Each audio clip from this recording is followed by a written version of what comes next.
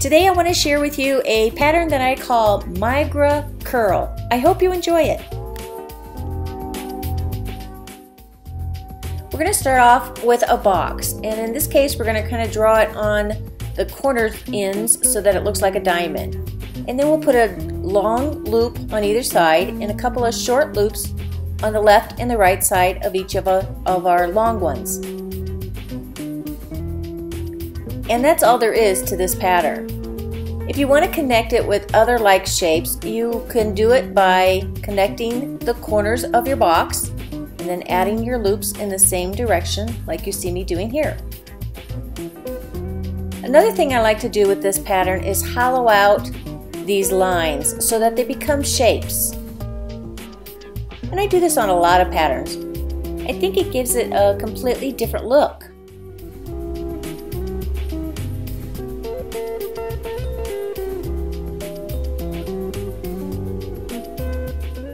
Now you can also connect this pattern together on the loops rather than on the boxes. And to do that, draw a single full set of pattern lines, and then for the next one, start with your loop instead of the box.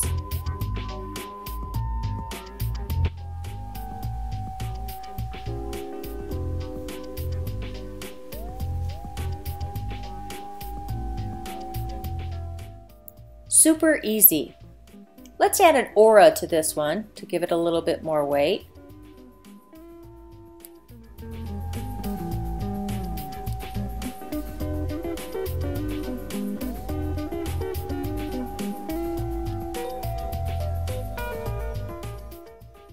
And let's go in and do some shadowing. See what our pattern looks like if we add a bold line on just the left side of some of the areas here. I think I'll soften this line a little bit with a colorless blender. These are just Prisma markers I'm using here, by the way.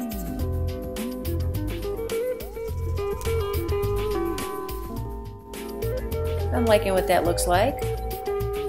Okay, let's go play with this one on the bottom again. I think I'll go back to my thin pen and use some hash marks.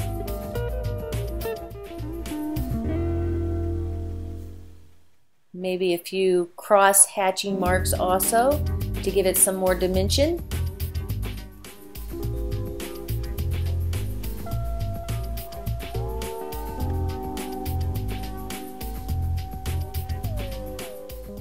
So as you can see, when I was drawing these, I went from large square to small square.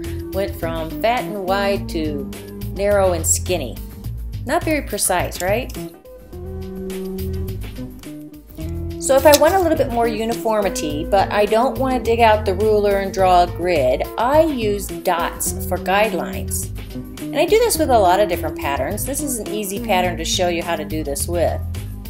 Eyeballing my dots and getting them approximately the same width apart, and then I go in and using those as my guides will fill in the lines.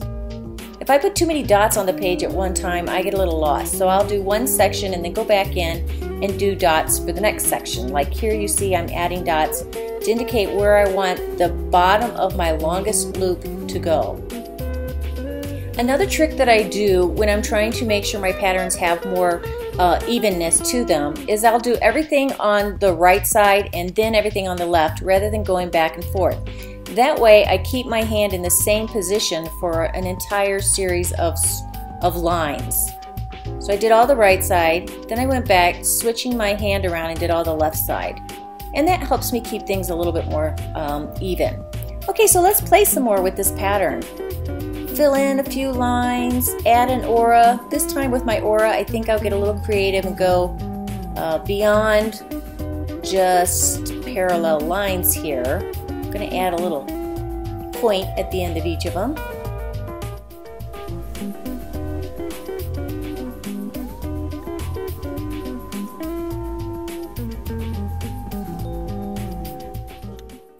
Now a lot of times people will ask me about the Prismacolor pencils I use and the shading that I accomplish with them, thinking that it takes a professional grade pencil such as that to get smooth shading. And really it doesn't. You can still get some pretty good shading when using a student grade pencil, and so that's what I'm going to do with these today. I'm using 3 shades, a light, a medium, and a dark. And I'm laid down the lightest color first, and I'm using a very soft touch. Next, I move to my medium, just laying down another very light layer of color on top of the lightest one that I did before.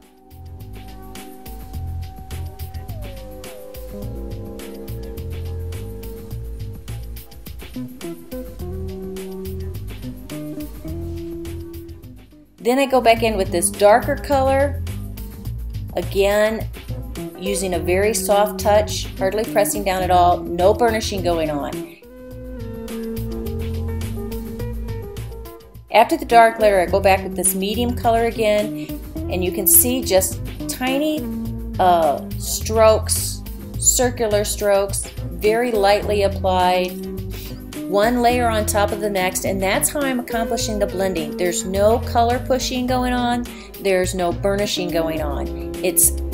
All the blending is accomplished simply by layering light color, medium, dark, and then go back to medium and lightest.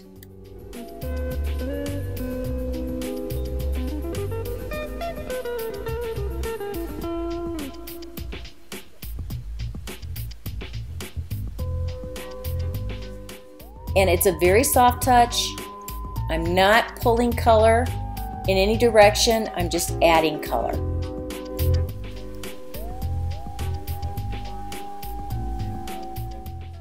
And as you can see, simply by adding very light layers, one on top of the next, you can get some pretty good blends using a student grade pencil. Okay, so let's look at all of them that I did today, and you can see that these are all cattywampus, but I got some really interesting effects by adding some hash marks and shading.